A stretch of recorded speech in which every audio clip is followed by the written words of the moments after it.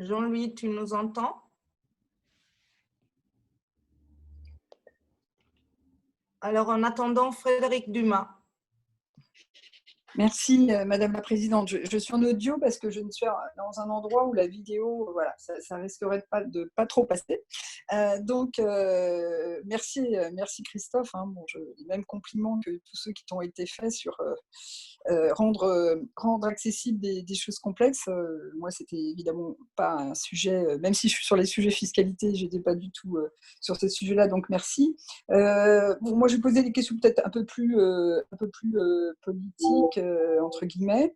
Revenir sur ce qu'a dit Alexandre sur effectivement la concurrence, puisque, en tout cas, on voit la fiscalité, c'est le même sujet, que certains pays en Europe considèrent ou considéraient, parce qu'ils sont un peu en train d'évoluer, mais considéraient que la concurrence entre pays européens, une forme de concurrence entre pays européens est nécessaire.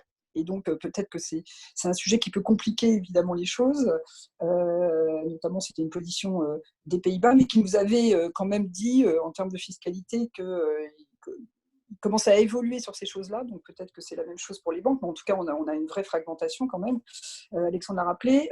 L'autre chose, je trouve, qui revient, c'est le sujet qui se pose également sur le plan de relance, de la part de pays qu'on appelle frugaux, mais moi je trouve qu'ils posent aussi de bonnes questions, donc je sais que je me fais toujours un peu l'ambassadeur de ces pays, non pas pour empêcher les choses de se construire, au contraire, je trouve que la proposition de la Commission a tenu compte justement des préoccupations des uns et des autres, donc d'où l'intérêt évidemment de faire avancer l'Europe en s'écoutant, mais à chaque fois, ces pays demandent effectivement des outils de contrôle.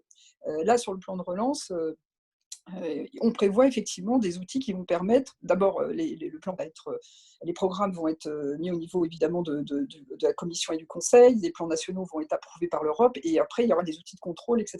Là, on est sur le même sujet. Ces pays veulent pouvoir être sûrs que des pays, j'allais dire, dits plus laxistes font correctement les choses, parce que si on veut que l'Europe tienne, c'est à la fois parce qu'il y aura la solidarité, mais à la fois parce qu'il y aura des outils d'évaluation et de contrôle pour voir si les systèmes sont bien mis en place partout. Sinon on n'y arrivera pas. Voilà, donc c'était une petite question un peu plus politique. Et sinon, je suis d'accord que ça peut faire un peu le stress test, évidemment, puisque c'est dans les difficultés qu'on voit si les outils sont résilients ou pas, et qu'on peut avancer, justement. Voilà.